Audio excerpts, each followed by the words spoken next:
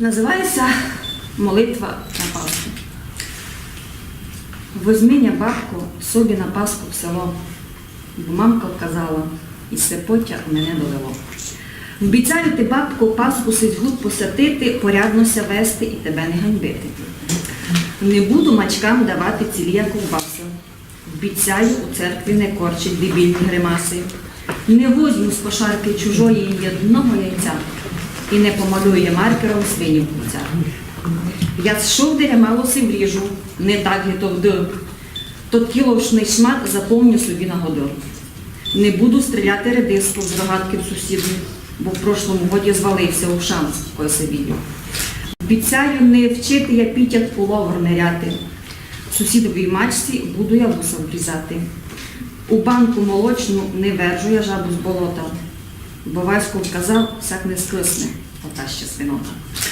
Прости мене, бабку, за штук снагавиць у дірках, бо гуска шипіти лиш знає і дзьобати в пах. Я нич не запалю, копиця оп'ять не згорить, і знив і сарай від дідок серцями хранив.